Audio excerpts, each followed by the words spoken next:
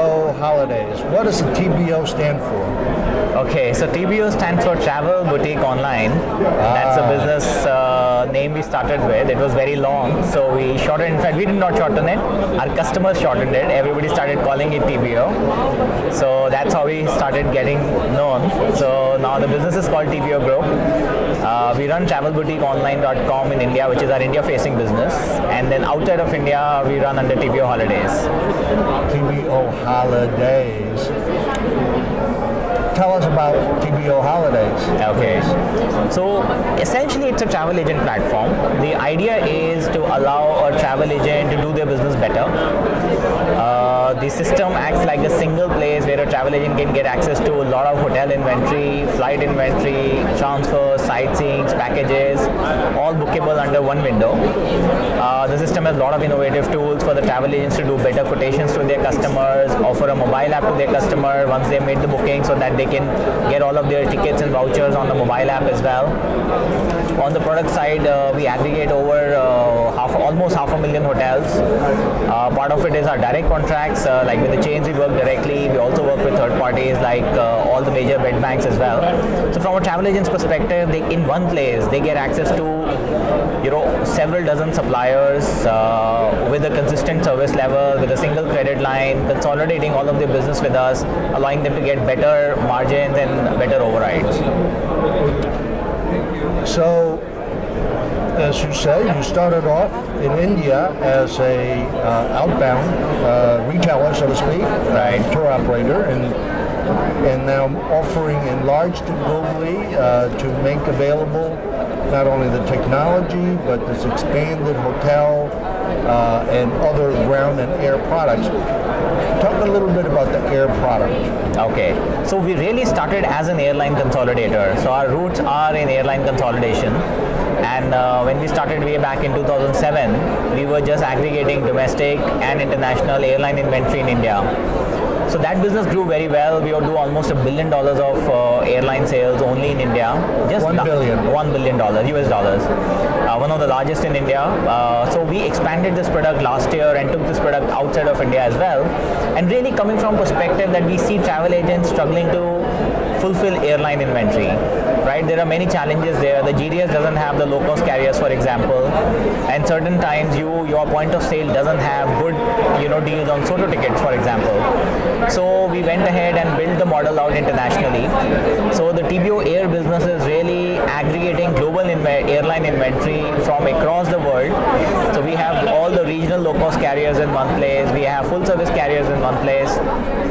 Depending on the markets that we are operating in, we make sure that we have good deals for airlines starting from that source market, but then we also cover Soto. So if you are booking from Singapore, you don't get a good rate from London, New York, for example. So we'll go out in the world, find that best rate and put it on the system. So as a travel agent in Singapore, you get good rates ex-Singapore, but you also get good rates from London to New York, which is not your origin or destination.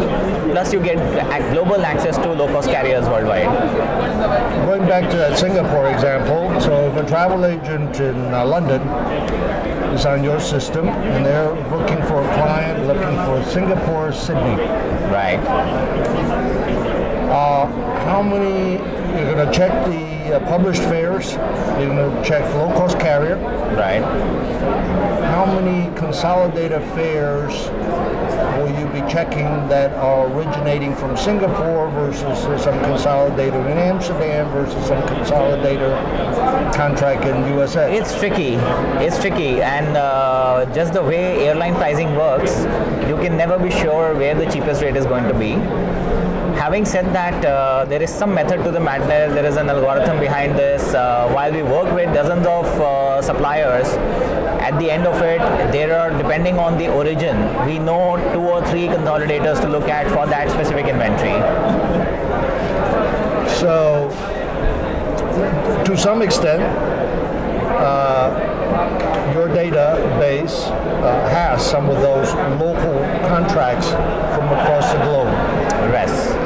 And probably growing all the time. Absolutely, that's correct. The ticketing and payment, how does that work? Is it ticketed by TBO Holidays? Yes. So the ticketing is with us or a consolidator. the whole idea is that as a travel agent, out of the box, I get my entire travel agency operations, including content in the place.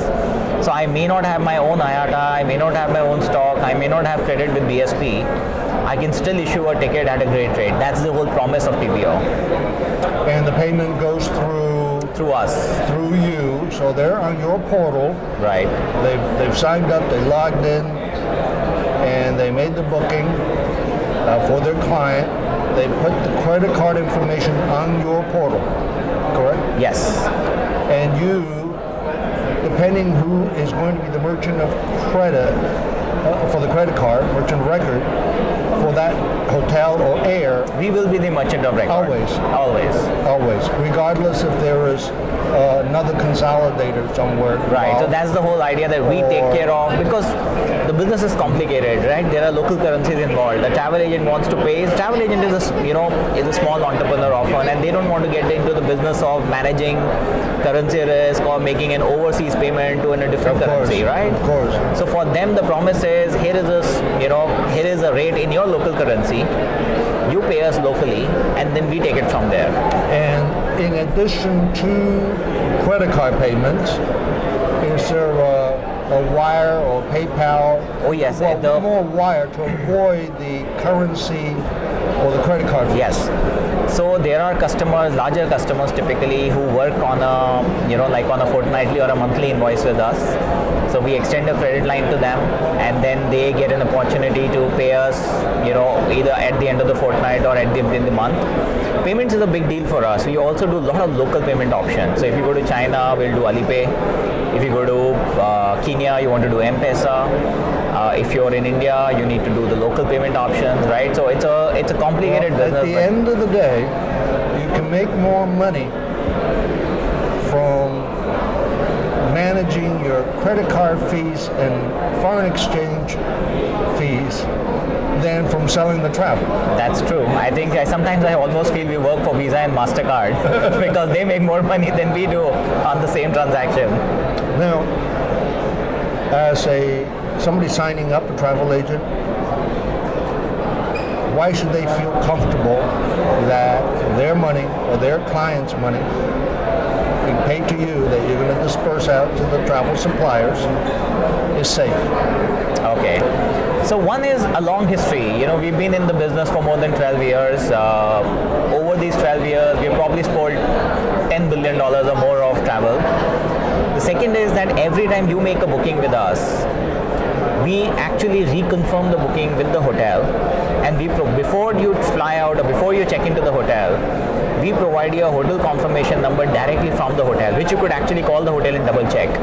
Right? So hotel distribution is complicated. When you make a booking, it might go through a consolidator or a bed bank, right, or through a static rate. Right. So if you call the hotel, they may not have the booking immediately. Right? And there is no hotel confirmation number on that booking unless it's a dynamic booking. So we make sure, no matter who the supplier was or where the booking was for, before you check in, you would have received the actual hotel confirmation number from TBO, and you could call the hotel. In fact, we also put in the name of the person at the front desk who's given us this confirmation number. So you could call the hotel with that confirmation number and double check that the booking exists or not. This is one of the key things that we do to make sure that this evergreen worry that my guest will go to the hotel and there won't be a booking. Every travel agent hasn't seen this nightmare. So we want to make sure this never happens with us. Well, the concern is not that there's no booking nowadays, that they didn't get paid. Yeah, of course. So there is a whole process around it. The concern can be the booking did not reach, the credit card was not charged, the payment was not received, the wrong room type was booked, the wrong view on a room type was booked, right? There's like a bunch of things that can potentially go wrong, and they do go wrong all the time, right? So that is the reason when we call the hotel, we check off all of these things. In addition to that, and this is very important, in our system, when a travel agent makes a booking, they can put in all the special requests they have for their guest at the hotel. This is a VIP, this is a honeymooning couple, this person needs a king size bed. And when we call the hotel, we reconfirm all of these requirements with the hotel, and we confirm or put things on subject to availability based on what the hotel told us in the system. So if you ask for interconnecting rooms, for example, if you're traveling with a family and you want interconnecting rooms, We will talk to the hotel in advance. If the hotel confirms, then in the system you will get a message saying that the hotel has confirmed interconnecting rooms for you. If the hotel is not able to confirm and says that we don't have interconnecting room, you get to know that as well. So this is value that we add for the travel agent, who adds that value for his guest. And approximately how many travel agencies and predominantly in which countries are using TBO Holidays? You know, the number is growing every hour, but realistically, I would say we have about 46,000, 47,000 travel agents in the system right now. About half of them are active every month because travel agents also have, because of the seasonality. India has been traditionally our largest market. Beyond that, Middle East, we are very strong in the Middle East. We've been there in that market for many years. Latin America and Southeast Asia are two big markets that have really grown well for us last year, and they continue to grow well. So Brazil is very important for us. We have a full office, local operation, local payments in Brazil. We have a very large sales team in Southeast Asia, headquartered out of Singapore, but we do Indonesia, Malaysia, Philippines, Thailand, Singapore, Hong Kong very well. We are new in China. We just set up a small team in China, but we are setting up an entity in China as well. So that's really the mix. I would say North America, Western Europe and Australia are three new markets for us. We have small presence over there, but beyond that, in the emerging world, we really have deep penetration. Thank you. Thank you.